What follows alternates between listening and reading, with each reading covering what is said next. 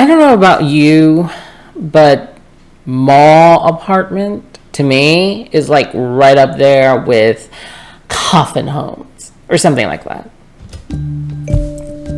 So welcome to the teeny tiny shoebox apartment inside the arcade. There are lots of others in the building just like this. So mine is about 250 square feet. There's a walkway right in front. 250 square feet. That's a room.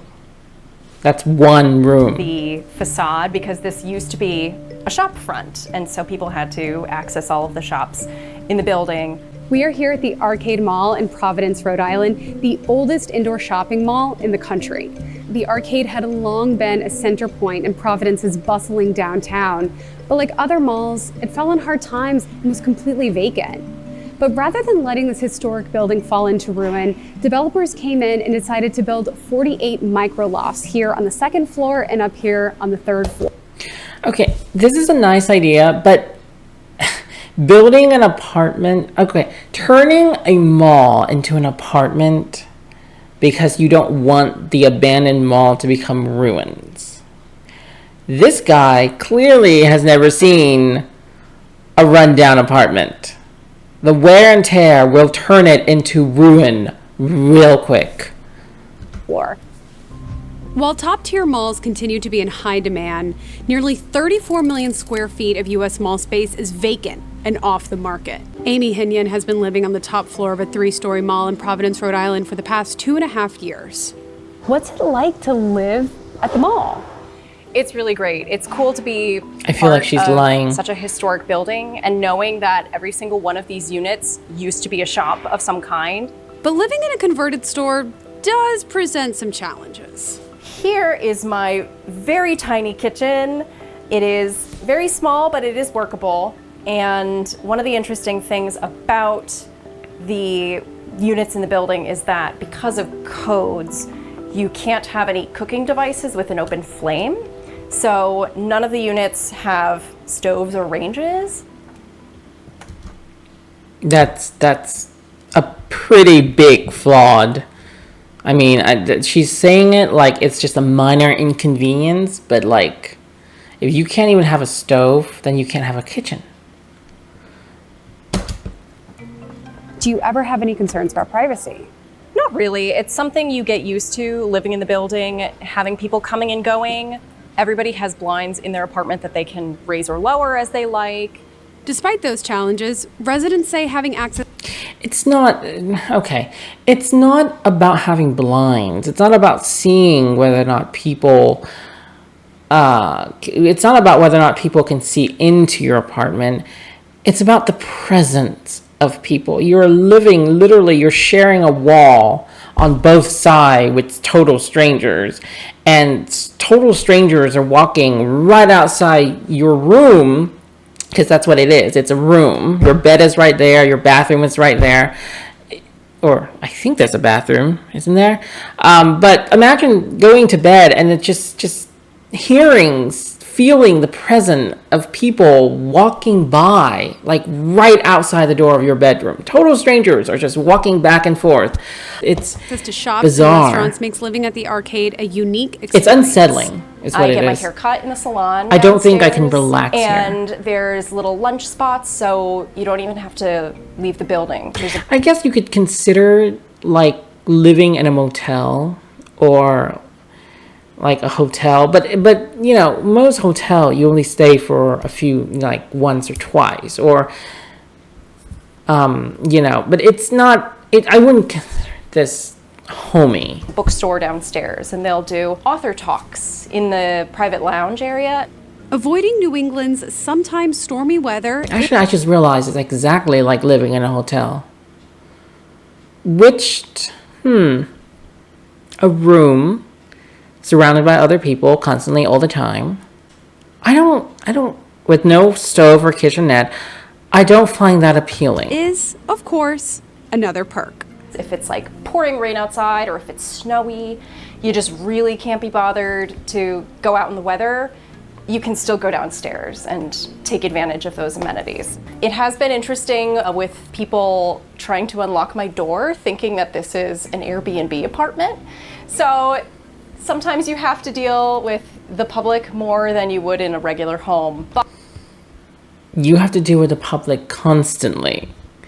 Because again, it's almost like a motel. It's for me, that's a small completely compromise. public. Developers often need approval from local jurisdictions to move forward.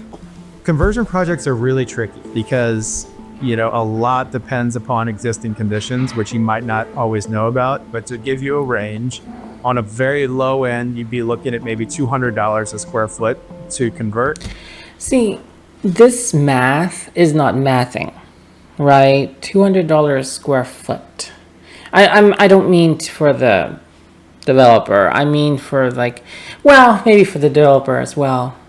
Because I'm imagining, right, if you look into a commercial space, you could probably rent an apartment or even a house for a lot less per square footage. You could also build a house for a lot less.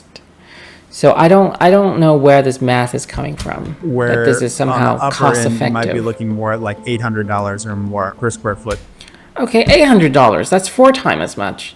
That's even worse. to convert.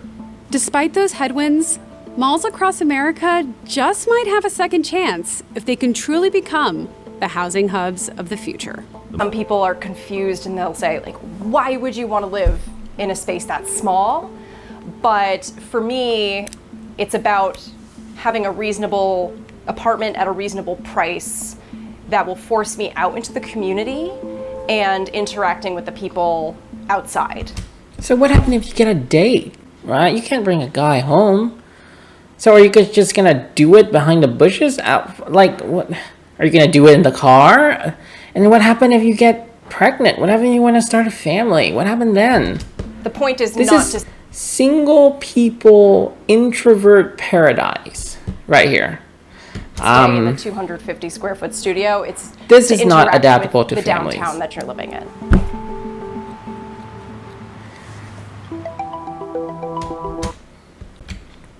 Okay.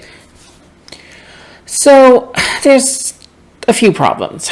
First of all, there's this perpetual nightmare. You ever have that perpetual nightmare where you are stuck somewhere and you can't leave?